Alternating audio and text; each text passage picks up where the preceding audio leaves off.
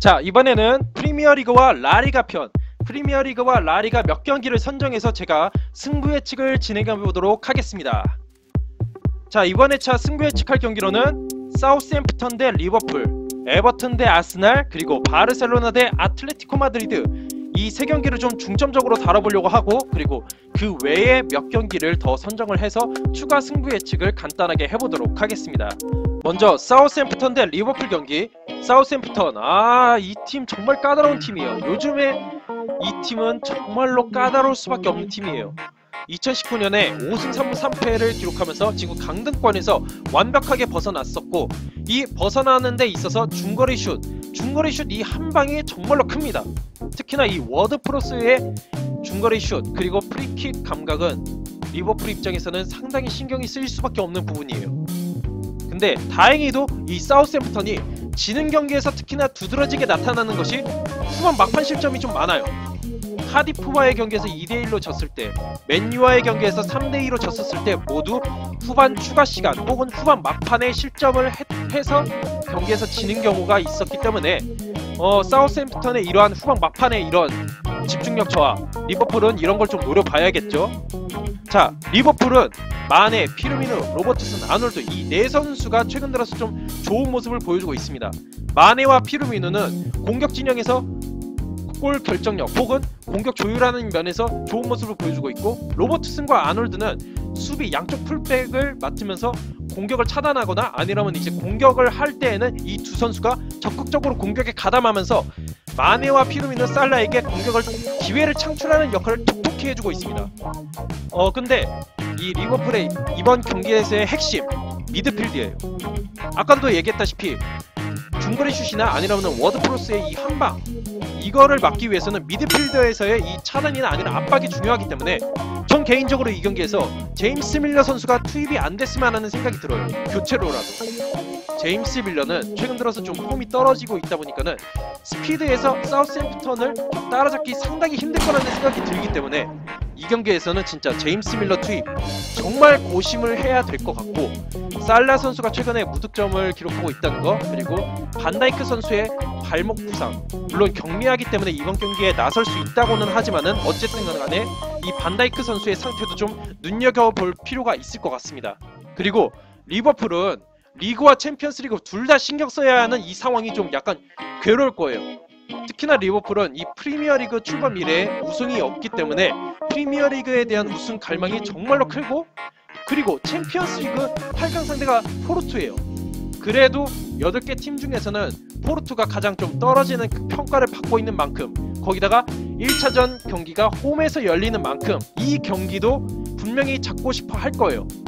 그렇기 때문에 이번 경기 선발 라인업 정말 고심할 수밖에 없을 것 같은데, 저는 이 경기 리버풀의 승리를 좀 예측해 보려고 해요. 사우스햄프턴 생각한다면은 그래도 좀 우승부도 예측할 수 있지 않느냐, 승리를 거둘 가능성도 있지 않느냐, 너무 좀 섣부른 거 아니냐 이렇게 생각할 수 있는데, 리버풀이 최근 5경기에서 3승 2무로 좋은 모습을 보여주고 있다는 거, 이걸 좀 반영을 했습니다. 근데 그렇다 할지라도 우승부 가능성도 좀 있어요. 왜냐면은 리버풀이 원정 경기에서의 이 득점력이 2019년에 좀 안 좋기 때문에 이런 것도 좀 감안을 해보는 것도 나쁘진 않을 거라는 생각이 듭니다. 자, 다음으로는 에버튼 대 아스날 경기.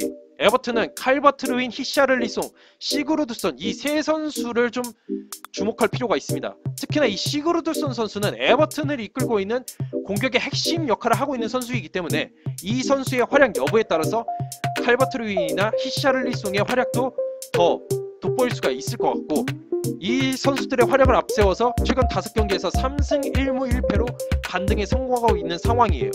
근데 이 에버튼이 빅6 상대로 1승 2무 6패로 좀 안 좋은 모습을 보여주고 있어요. 근데 홈에서는 1승 1무 2패로 좀 그래도 그나마 나은 모습을 보여주고 있고, 특히나 첼시와의 최근 경기에서 2대0 승리를 거뒀습니다. 자, 제가 첼시를 여기에서 이렇게 화면에 사진으로 띄우면서까지 언급하는 이유, 눈치 빠르신 분들은 아시겠지만은 일단은 이거는 좀 뒤에, 잠시 뒤에 다시 한 번 더 언급을 하도록 하겠고, 자, 아스날은 라카제트, 외질, 램지, 오바메양 이 네 선수의 활약이 중요합니다. 특히나 라카제트, 램지 선수가 최근 들어서 정말 좋은 모습, 보여주고 있기 때문에 이 네 선수 중에서도 라카제트, 램지의 활약이 정말 필요할 것 같고, 특히나 이 아스날은 이 선수들의 활약을 앞세워서 최근 리그에서 6경기 5승 1무를 거두면서 리그 4위까지 올라왔습니다. 이 챔피언스 리그 순위권 진입을 정말로 원하고 있는 아스날의 입장에서는 이번 경기 한 경기 한 경기가 정말로 절실할 수밖에 없는 상황인데, 문제는 정말 기복 있는 그 홈과 원정 경기의 성적, 원정 성적이 정말 안 좋고, 거기다가 유로파 리그가 다가오고 있습니다. 심지어 유로파 리그 8강 상대가 나폴리예요. 만만치 않은 상대인데, 다른 걸 다 떠나서 이 원정 경기 성적, 리그 원정에서 5승 3무 5패인데다가 12월부터 이 원정 경기 성적이 급격히 안 좋습니다. 1승 3무 4패로 정말 안 좋습니다.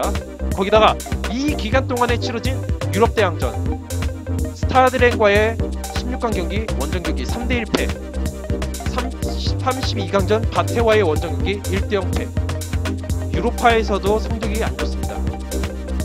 제가 아까 전에 첼시 이 사진을 왜 띄웠는지 이제는 좀 아시겠죠? 첼시가 최근 들어서 원정 경기 성적 상당히 안 좋고, 아스날 역시 최근 들어서 원정 경기가 안 좋다는 점, 이런 걸 생각했을 때는 첼시와 좀 비슷한 운명을 맞을 가능성이 있다는 생각을 개인적으로 가져보게 돼요. 그래서 저는 이번에 에버튼의 승리를 과감하게 찔러볼까 생각하고 있습니다. 자, 라리가 경기로 넘어가기 전에 승부 예측, 프리미어리그 경기 한 경기만 더 예측을 살짝 해보도록 하겠습니다. 뉴캐슬 대 크리스탈 경기인데, 뉴캐슬은 홈에서 지금 5연승을 질주하고 있습니다. 이 5연승을 거두는 동안에 론던과 페레즈 선수의 활약이 정말 좋았었고, 거기다가 리치 선수의 깨알같은 활약, 그리고 경고 누적으로 결정했었던 시아오 선수가 이번 경기에서 복귀를 하게 됩니다. 이 점에 있어서는 뉴캐슬이 좀 좋은 모습을 보여주지 않을까 싶은데, 크리스탈 팰리스가 원정에서 더 좋아요. 원정에서 성적이 지금 6승 2무 8패인데다가 득점도 25득점으로 홈에서 13득점에 비한다면 정말 좋은 득점력을 자랑하고 있다는 거, 특이해요 진짜. 네, 크리스탈 팰리스 정말 특이한 모습 보여주고 있고, 자, 밀리보예비치, 타운젠드 선수의 활약, 그리고 바추아이 선수가 약간 좀 널뛰기 모습을 보여주고 있긴 한데, 그래도 어찌됐든 간에 이 바추아이 선수까지 좀 눈여겨볼 필요가 있다는 거. 그리고 이 크리스탈 팰리스가 최근 6경기 성적이 3승 3패, 승패 이렇게 거두고 있는데, 이 전적 그대로 간다면은 크리스탈 팰리스가 또 원정 경기 성적 좋은 점을 감안해서 또 승리를 거둘 수 있지 않을까 라는 생각. 진짜 뉴캐슬이냐 크리스탈 팰리스냐, 이게 좀 약간 좀 그렇긴 한데, 저는 과감하게 이번에 역배를 도전해보려고 합니다. 크리스탈 팰리스의 승리. 근데 이 경기 뉴캐슬 승리도 가능성이 있습니다. 굳이 따라갈 필요가 없는 예측이에요. 이거는 그냥 제가 좀 흥미가 끌려서 약간 좀 괜찮을 것 같아서 크리스탈 팰리스 경기를 좀 넣은 거예요. 네, 좋은 선택하셨으면 좋겠고, 바르셀로나 대 아틀레티코 마드리드 하이라이트입니다. 진짜 이번 프로토 하이라이트. 바르셀로나 대 아틀레티코 마드리드 경기인데, 메시 없이 못 사는 팀이에요. 올 시즌에 바르셀로나는 진짜 메시 의존도가 상당히 큽니다. 근데 이런 상황에서 지금 챔피언스 리그까지 고려해서 이번 경기 승점 차이도 꽤 나니까는 로테이션 돌리만 하지 않느냐? 애매합니다. 왜냐? 지금 아틀레티코 마드리드와 승점 8점 차인데 꽤 벌어져 있는 승점 차지만은, 그래도 방심하면은 또 따라잡힐 우려가 있기 때문에 기왕이면은 빠르게 우승 확정 짓고 챔피언스 리그에 집중하는 것이 낫겠죠. 그리고 바르셀로나는 구강컵도 좀 생각을 해야 됩니다. 구강컵도 지금 결승 올라갔으니까 리그에서 하루빨리 우승을 확정 짓는 것이 낫다는 생각이 들어요. 대신에 바르셀로나가 지금 홈 성적이 11승 3무 1패로 상당히 좋습니다. 그리고 아틀레티코 마드리드와의 최근 성적 10승 7무 9패로 컵대회 포함해서 좋은 모습을 보여주고 있고, 심지어 이 전적에서 홈 경기만 따져봤을 때에도 5승 3무로 절대적인 우세를 점치고 있는 상황이에요. 자, 그런데 이 아틀레티코 마드리드, 그리즈만, 고딕, 오블락 각 포지션마다 이렇게 에이스 선수들이 한 명씩 있다는 거, 그리고 이길 때에는 거의 무실점이라요. 거의 무실점이에요. 근데 또 질 때에는 무득점이거나 아니면 1득점. 이길 때와 질 때의 그 편차가 좀 있는 편이에요, 아틀레티코 마드리드가. 거기다가 지금 모라타 선수가 지금 결정이 확정이 되었고, 코스타 선수도 지금 부상으로, 알라베스와의 경기에서 부상으로 좀 선취가 된 상황에서 더 이상 좀 모습을 보이지 않고 있는 상황인데 어떻게 될지 모르겠어요. 코스타가 복귀하면 그래도 좀 나을 것 같은데, 그렇다 할지라도 이번 경기에서는 아까 전적을 보셔서 아시겠지만은 바르셀로나의 승리 혹은 무승부 가능성이 좀 높아 보이는 경기예요. 그래서 저는 바르셀로나의 승리를 좀 예측해 보려고 해요. 그럴 것 같아요, 왠지. 자, 승부 예측을 요약해드리자면은 사우스햄프턴 대 리버풀 경기는 리버풀 승, 에버튼 대 아스널 경기는 에버튼의 승리, 바르셀로나 대 아틀레티코 마드리드 경기는 바르셀로나의 승리를 예측해 보도록 하겠고, 자, 뉴캐슬 대 크리스탈 추가 승부 예측했던 거 크리스탈 승리 아까 얘기했었죠.